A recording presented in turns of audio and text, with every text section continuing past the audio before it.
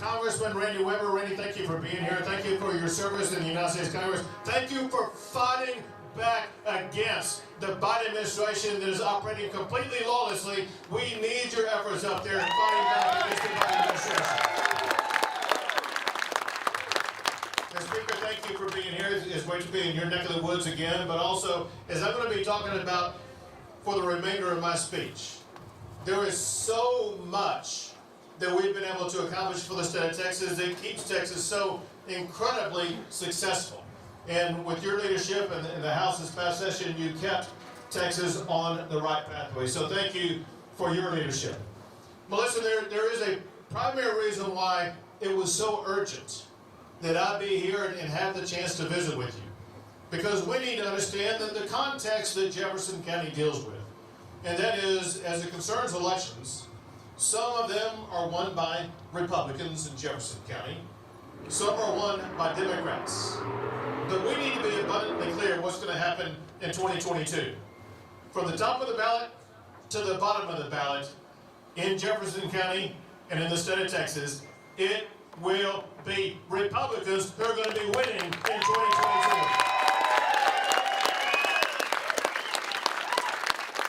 And let me explain to you why I'm so confident that it's going to turn out that way.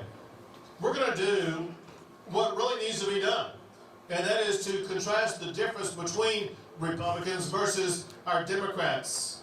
And candidly, the difference between the two has never been so stark. Remember this.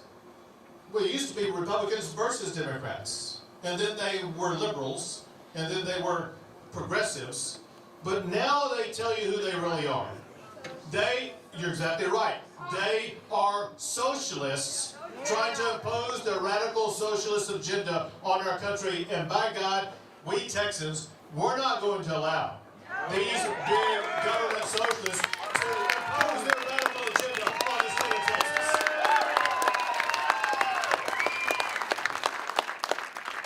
Let me give you a couple of issues of why we cannot accept the radical agenda in Texas. One is because of jobs in the economy. As maybe Speaker Finley was talking about, when you look at what has occurred under Republican leadership in Texas, we've been able to formulate an economic juggernaut, working in partnership with the local business leaders. Let me just give you a few examples. Every year that I've been governor, Texas has been ranked the #1 best state in the United States for doing business. Every year that I've been governor, Texas has been ranked the #1 state in America, finishing #1 for the most new economic development projects. Those projects lead to more jobs. And know this, it's not just large businesses that get focused on. Because as we gather in Jefferson County today, Texas now ranks #1 in the United States as the best state in America to start a small business. We appreciate the role that small businesses like this have together tonight, the role they play in our economy. And so what does all this mean to you all? Because of all these records were set, one thing that it means is that Texas is climbing not just the national economic rankings, but also the international economic rankings. Before COVID, Texas, if it were its own country, we would have had the 10th largest economy in the entire world. That is no longer true today, because as of today, Texas now has the 9th largest economy in the entire world. So who did we pass up? We surpassed Brazil. And so Texas now has a larger economy than Brazil. We have a larger economy than our neighboring countries of Mexico and Canada. Texas has a larger economy than Australia, and Texas even has a larger economy than the country of Russia. So we are continuing with our economic might, but let me drill down to exactly what it means to you here in Jefferson County, Texas. Because of all of these situations of job growth in the state, it means as we gather here in Jefferson County tonight, more Texans have a job than ever before in the history of our state. People have more money to put food on the table, to pay their rent, to take care of their families than ever before in the history of our great state. But here's the key point. All of that remarkable job growth could be absolutely destroyed if Democrats ever take control, if their radical liberal agenda ever takes control. And let me just give you one easy example. An easy example that candidly applies very prolifically to the Beaumont, Port Arthur, Jefferson County area. And that is this radical leftist idea that they are trying to impose on the country, and even some trying to impose it in Texas, of the Green New Deal. The Green New Deal would crush all of the good paying jobs in the energy sector. Hundreds of thousands of jobs are in the energy sector in the Lone Star State, many in the region that we gather in tonight. And we are not going to allow these radical leftists to destroy those energy jobs. Instead, one of the reasons why I am running for re-election is to ensure that we protect the high-paying energy jobs in the great state of Texas.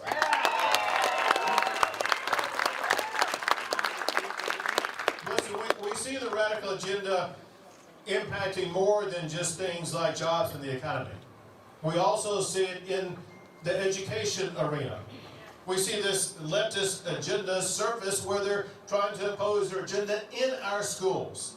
And one of the ways that we've seen it across the country, and even in some schools here in Texas, is through the use of critical race theory. Now, critical race theory is a way, it's a tool really, by the leftists to try to rewrite our history and at the same time redesign our future. And among other things, what they do is they pit people on the basis of the color of the skin on their race. And then they have the people of different races fight against each other. That is contrary to the fundamental principles of the United States of America, and candidly contrary of the person we honor tomorrow, and Martin Luther King Jr. Because it was Martin Luther King Jr. who reminded us all, in America, frankly in the world, no one is to be judged by the color of their skin, but instead by the content of their character. That is what we stand for in Texas and America. So to respond to this, and this is one of the things that the Speaker worked on, to respond to this, we passed a law in the regular session, and then we passed another law, and I just lost the microphone, coming back on. We passed another law in the special session, where altogether we banned the teaching or use of critical race theory in every subject, in every grade, in every public school in the entire state of Texas.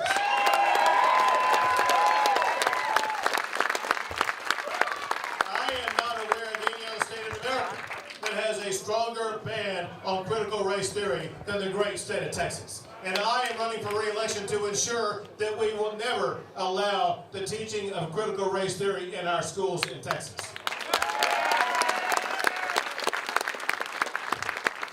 But I want to make sure you know that I'm an incredibly strong backer of our public schools. Listen, I attended public schools my entire life.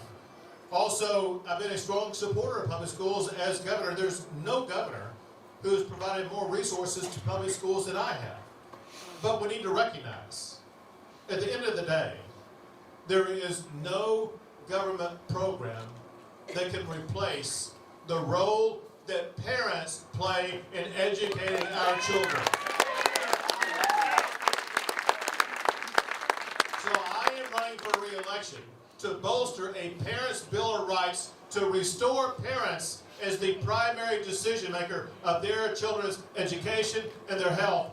Parents matter, and we will ensure that parents will be in the forefront of their children's future.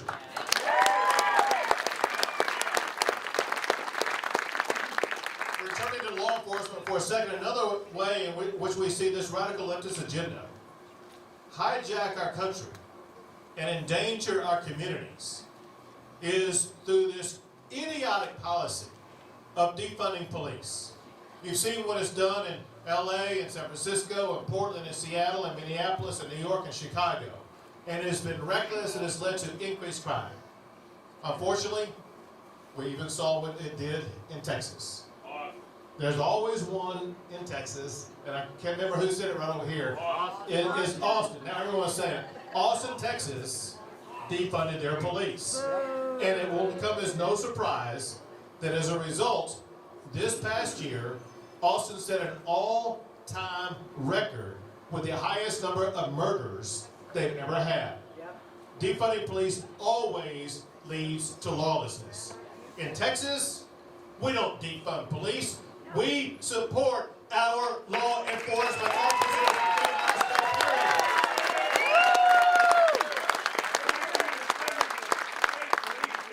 So with the help of the Speaker and the members of the House and Senate, we pass a law that will defund any city that defunds our law enforcement. And now the city of Austin has had to refund their law enforcement by more than $140 million.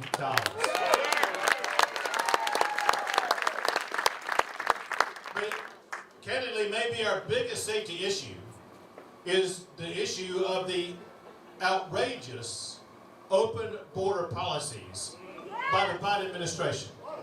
Listen, the border had been solved under President Trump. It was just a year ago or so that we had pretty much the lowest border crossings that we have seen in decades. And President Trump, by the way, who has endorsed my campaign, President Trump had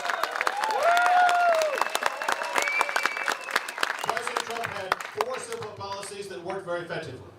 One is the Remain in Mexico policy for people to remain in Mexico while awaiting whether or not they are able to come into the United States for asylum purposes. 2 is Title 42 that would require people to, or let's say prevent people from being able to cross the border because of healthcare reasons. Number 3 is to end the crazy catch and release program that Biden has now reinstated. And number 4 is President Trump, yes, he did step up and begin to build the border wall, making Texas more secure, making America more secure. Well, because of the Biden open border policies, there have been, in the past year, almost 2 million people who have crossed the border illegally. Drug cartels, human traffickers, drug smugglers is extraordinarily dangerous. And as a result, Texas has stepped up and done more than any state has ever done in the history of our country for a state to step up and to secure our border. First thing we did, with the help of the legislature, we passed and funded $3 billion from Texas taxpayers to step up and secure the border. I signed 15 laws over the special session and during the regular session that cracks down on the horrific crime of human trafficking. We must not stop this fight until we eradicate any human trafficking, especially of the women and children who are being exploited as they are being brought across our border.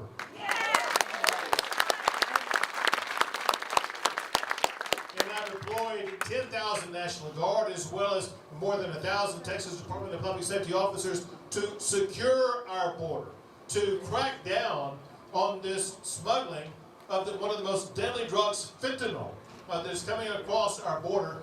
And just law enforcement in Texas alone has seized enough fentanyl to kill every man, woman, and child in Texas, California, New York, Florida, and Illinois combined. It's deadly and it's dangerous, and we must stop it. And also the National Guard and Border Patrol, they are arresting and jailing people who are coming across the border committing crimes in our state. We're sending a message: if you cross into the state of Texas, you're going to wind up in jail, not being caught and released.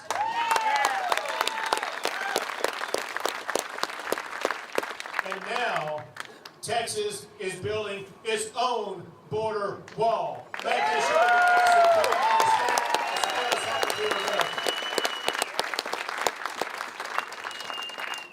listen, there's a lot of these issues and challenges that are on the ballot here in 2022. But we need to understand, as important as safety is, freedom itself is on the ballot in 2022. Yes, sir. You know, when you think about your freedoms, you think about what is in our Constitution's Bill of Rights. As your governor, I have fought to secure and to protect your constitutional rights guaranteed by our United States Constitution. At the same time, we need to understand the truth of the matter is that people like Beto, they have worked to undermine. I know I got it wrong. It's Robert Francis O'Rourke. He has undermined your constitutional rights. Get this. I know that we are in God's country right now. And I know that you worship God Almighty. And what Beto has threatened is to take away the tax-exempt status of any church that refuses to bow down to the woke radical agenda. That not only violates the Constitution, it is offensive to every man and woman and child in the Lone Star State, and as your governor, I will not allow it, period.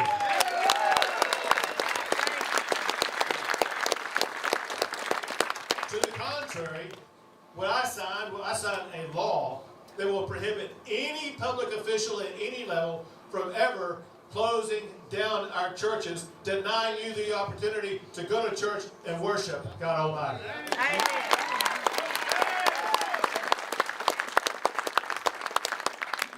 And what comes after the First Amendment? The Second Amendment. And need I tell you what Beto has told you what he would do to your Second Amendment rights? Yeah, and are we going to let him come and take your guns? No way. No way. So while he threatens to come and take your guns, I have signed more than 20 laws to protect your Second Amendment rights, including making Texas a constitutional carry state.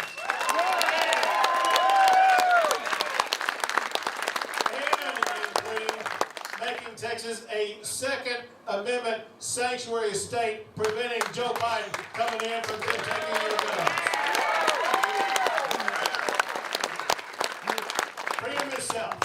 Freedom itself is on the ballot.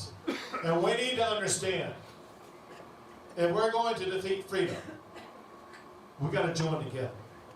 And we got to show up in force at the ballot box, because there's too much at stake, too much at risk in this election, not to be engaged and not to be involved.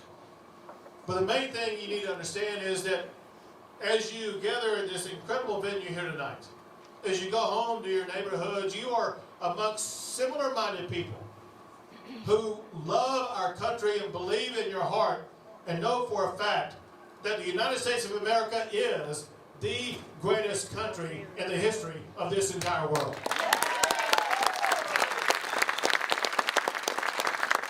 And I know that there are some of you who may even think that you love Texas even more than you love the United States of America.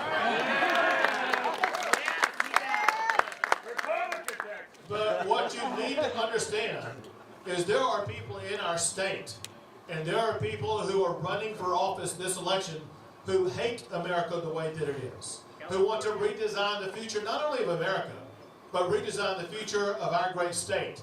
And we cannot let them destroy our state or our country. The way that we save our state and the way we protect the future of America is we band together and we start right now, tonight, in Jefferson County, working every single day all the way to next November, making sure that we beat Beto, we beat the Democrats, we keep Texas red, and we keep Texas the best state in the greatest country in the history of the world.